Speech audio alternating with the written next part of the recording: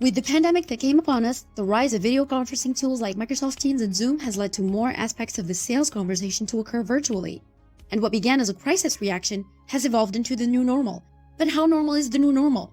We're talking about how the strong shift from in-person to virtual selling has transformed B2B sales experience. Virtual sales enablement, new organizations, KPIs, everything is evolving. In the Virtual Selling Podcast, we address these issues in depth twice a week with the experts and leaders of these transformations, heads of sales, sales ops, and sales enablement of the most innovative companies in the field. This podcast is sponsored by SalesDeck.io, the new SaaS platform to make your customer meetings more engaging and better prepared. Find out how you can shorten sales cycles, convert more leads, and increase customer engagement. Virtual selling is here to stay, and so is SalesDeck.io. Hi, everybody. I'm very happy to be with Jonas Taylor. Jonas, could you present yourself? Absolutely. Gabriel, I'm pumped to be here as well. So my name is Jonas Taylor, and I'm calling in from Atlanta, Georgia. And I'm currently the manager of Enablement Effectiveness at Lattice. And I've been doing SaaS for about 4 years and in enablement for almost 3. Outside of work, when I'm not doing enablement, you'll probably find me dancing to live music or chilling outside with a glass of wine if I'm outside or if I'm moving. Super happy camper. Great. And could you tell us what Lattice do? Yes, absolutely. Everybody's been talking about the great resignation that came with the pandemic, but not a lot of people are talking about the great transition or the great rethink, which is this idea that people want to find meaning in their work. And we're all starting to think about work and how it fits into our lives differently versus the other way around. So companies are now trying to build culture around engagement, transparency, and development to retain people, which are the most important part of the business, but they need the technology to accomplish this. So Lattice is an all-in-one platform for connecting performance management, employee engagement, company goals, and career development all in one place. I personally use Lattice every day and can vouch it plays a huge role in giving me a space to share what's on my mind with my manager, as well as think strategically about my career development. That's great. And what is your background before joining Lattice? Yes. Before Lattice, I was one of the first Atlanta employees at Algolia, which is a French search and discovery company, where we sold an API-based platform that made it really easy for developers and e-commerce teams to build and customize search on their website. And it was probably one of the coolest pieces of technology I've ever worked with. Yeah, I know Algolia. It's a great team. Yeah. Algolia is great. Have you ever been to the office? No, not yet. Oh, you should go. It's a really cool spot. But Algolia, they started in Paris, and we were fairly well known there in the European markets. But going to market in the US was a challenge. So a lot of my early career at Algolia required building out new processes, onboarding new hires, and sharing best practices. It was my first crash course in enablement as a skill. However, enablement as a function is a totally different beast. We hired externally for an enablement leader. She came in and took a chance on me with no enablement experience, but I had all of this Algolia knowledge as a foundation, and we ended up building something really beautiful at Algolia, where I became the North America Revenue Enablement Manager.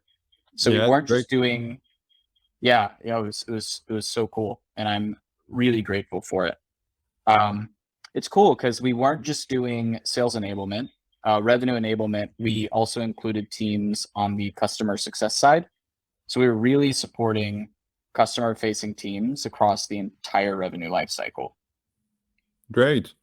Now we will address the first subject of the podcast and of the interview. It's about enablement measurement.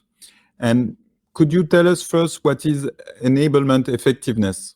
Absolutely. Great question. So Sales Enablement Collective, which is a kind of enablement think tank, recently came out with a report sharing that 1 in 7 enablers don't measure the impact of their training, which is wild to me. But I get it. I've been there. In hypergrowth, you're oftentimes really short on headcount. Your tech stack isn't fully mature. You don't really have any defined processes for qualifying, designing, or deploying enablement programs. So you're in this triage type of state, and measuring kind of distracts you from the work that you need to get done. There's just not enough time in the day. So the short pitch on what enablement effectiveness is that we're kind of like an in-house ops business partner for enablement. Yeah, so we're a dedicated resource to build systems, we document process, and we measure impact. A really good analogy would be that enablement effectiveness is a lot like sales effectiveness. So sales effectiveness is the sales team's ability to convert pipeline into deals. Are we winning the at-bats that we get? How does that impact new annual recurring revenue? Enablement effectiveness is the enablement team's ability to convert problems or business initiatives or ask from the field into learning programs. Are we executing on these programs and quantifying impact? Did we ship the program on time? How did it impact the business? And last but not least, how do we ensure that the enablement programs we run are repeatable so that we can scale with the business? That's great. It was really the first time I discovered this type of job. So it was very interesting, and I like it. Could you give us some example of what you do and example of measurement actions you have taken? Absolutely. So one really cool example that comes to mind would be at Lattice. RevOps and I recently rolled out a tool called Scratchpad, which is a UI. You didn't play the right card, so maybe you could play either. Oh, oops. Told us about Medpic, which you played, or Scratchpad. Which one you want? Let's talk about. We can talk about Medpic first. Okay, and we'll do a Scratchpad after. That works. Yeah. So one of my favorite programs I've ever run was one at Algolia, where we ran a Medpic program, where ops came to us with some data around deals stalling in a particular sales stage. So that basically means that the longer a sales opportunity stayed in that stage, the less likely we were to close that deal. So hashtag time kills deals. And so we built some trainings around doing better discovery at the top of funnel, and then some trainings around give and get to help with negotiation and move deals through the pipeline. And so we have this training piece. We built a lot of content and collateral. So we have the content piece, but we needed a way to measure behaviors and see whether or not reps were actually applying and performing the information they learned in training on calls with buyers and customers. So using our conversational intelligence software, think of like a Chorus or a Gong, we built a scorecard initiative for managers to reinforce and score reps on their discovery and give and get abilities on calls. 2 quarters later, win rates by that sales stage were better. So you could say enablement helped. But what about all the other variables and things happening in the business? Managers could have been driving better accountability. Product marketing could have been building better buyer enablement content. All of these things that are happening throughout the go-to-market engine could hypothetically improve and impact win rates. So our way of owning enablement impact in this scenario was looking at Chorus data and looking at quarter over quarter, our talk time for our reps decreased on early stage calls, and average questions asked per rep increased. So these are really good behavioral indicators that the discovery training stuck. And to take it one step further, we also noticed that reps with talk time ratios on target had higher question rates were the reps with better win rates. So this is a pretty solid example of measuring enablement impact. We look at those behavioral indicators to see whether or not the training stuck. And this is really one of my favorite programs that I've ever gotten to work on. Yeah, that's really great. I agree with you. And I agree in French. Could you also tell us about Scratchpad you started with? Oh, absolutely. I love Scratchpad. So at Lattice, RevOps, which we have an awesome RevOps team, and I really enjoy our partnership with them on the enablement side of things. RevOps, when I joined Lattice, they were rolling out a tool called Scratchpad, which is a UI overlay for reps to access and update Salesforce data from anywhere. So the hypothesis was, let's improve op hygiene. Let's improve data coverage for our MEDPIC fields. And all of these things were potentially impacting our forecasting accuracy. So RevOps bought the tool before Enablement did any training. So reps were using the tool for about a month before I did like a live training session with the team. And so what I did after the training was look at adoption in February prior to my training to get a baseline. And then after the training, looked at adoption rates in March to see if there was an improvement.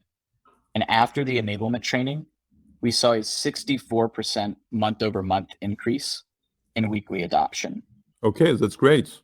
And I wanted to say that SalesDeck will be able to do that also, being able to update Salesforce just after the meeting with the card that has been completed. And I made a mistake by creating a wrong card at the wrong time. So that's something that I have to correct. Did you finish about Scratchpad? Maybe you want to show us the documents that you prepared for that? Oh yeah, I'm happy to. So yeah, this is actually, I think, a slide kind of on some of our adoption data. So we bought the tool before Enablement did any training, and reps were using the tool for about a month. So I think our contract start date was like February 1st or something like that. And then once I did the live training session with the team, I looked at adoption in February to get a baseline of what adoption rates for the tool were. And then after the training, looked at adoption rates in March to see if there was an improvement. After the enablement training, we saw a 64% month over month increase in weekly adoption, which is nuts.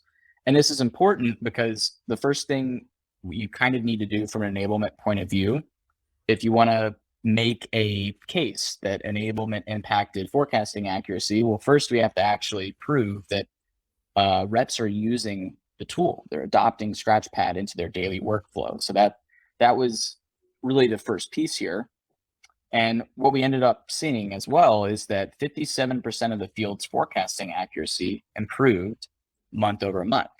So to recap, our enablement intervention led to higher adoption and improved forecasting accuracy for more than 1 and 2 reps, which is really cool. But this is just 1 month. So we want to see what this looks like over a larger period of time.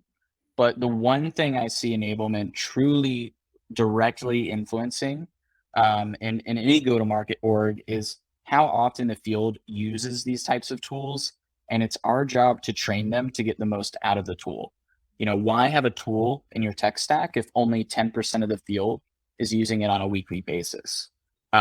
Today, over 80% of the field at Lattice is using Scratchpad weekly, and we're seeing better forecasting accuracy. We're seeing better op hygiene. And this is ultimately what happens when ops and enablement works together. Ops owns the systems and the processes to make it easier for sellers to sell, and enablement comes in to train sellers on doing the right things the right way. When you kind of marry those two concepts, it's really an ops and enablement works together. It's really a dream come true. Great. I agree with you. And we go to the next question. Could you always measure increase in win rates? Oh, that's a really good question. For me, step 1 for enablement maturity is to control the things that you can control. So these are going to be metrics or KPIs, so key performance indicators, that enablement directly influences. These are things like NPS, live session attendance, LMS course completion, content viewership, tooling adoption. These are all things that enablement can directly influence and control. If you're not already measuring those things and working with managers to drive program adoption, it's going to be really hard for enablement teams to correlate their efforts with their impact. So for me, that's step 1. And then the other thing I'll say is that not all enablement programs and projects require measurement. Sometimes you're doing things to boost morale or handle just change management in a hypergrowth org. That's totally fine. When you have the resources, use those to measure enablement impact from heavy hitter programs like sales methodology rollouts or onboarding, onboarding is probably going to be your lowest hanging fruit because your capacity model can really take a hit if ramp time and external hire performance are not predictable. Great. Maybe we address the last subject of the interview. It's about sales training. How do you find a theme to address the sales training? Sorry for my English. No, I love this question. It's a really good one. So when I'm finding a topic to address in sales or a CX training, there are three motions that come to mind. There's a top-down motion, a bottom-up motion, and then a horizontal motion.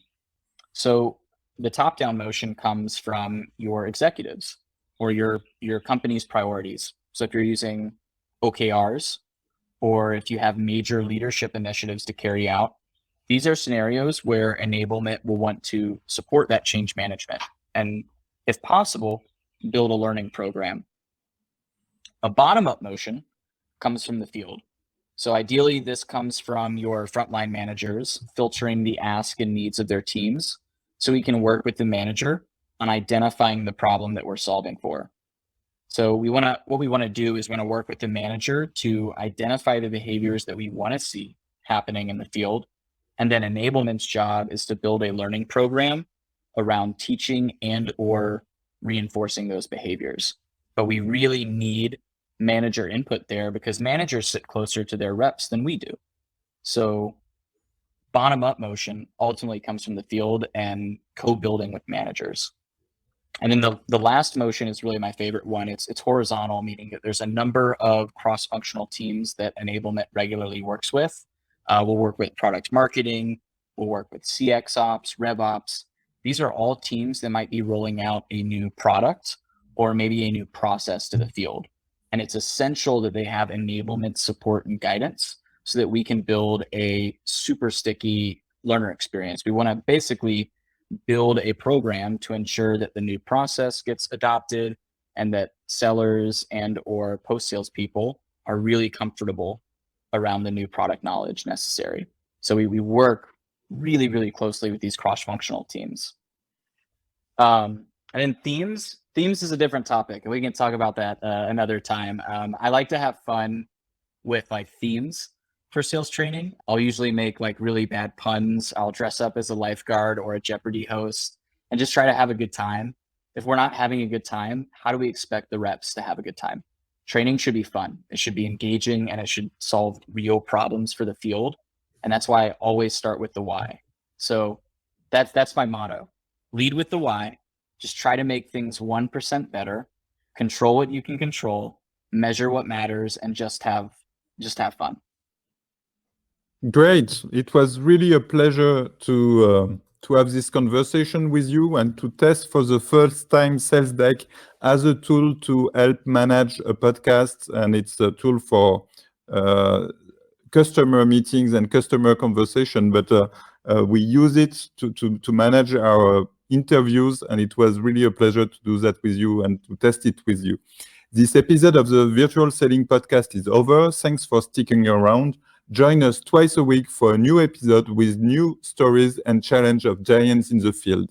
If you enjoyed today's episode, we're always listening for your feedback. Share the show and subscribe on your favorite podcast platform so you don't miss any episode. This episode was brought to you by SalesDeck.io, the virtual selling platform that increases your sales team efficiency and sales readiness, enables remote management, and advances sales operational excellence. Book your SalesDeck.io demo today to discover how you can close more deals with engaging and better prepared customer meetings. You have the demonstration just right now. Thanks a lot, Jonas. It was really a pleasure. Thank you.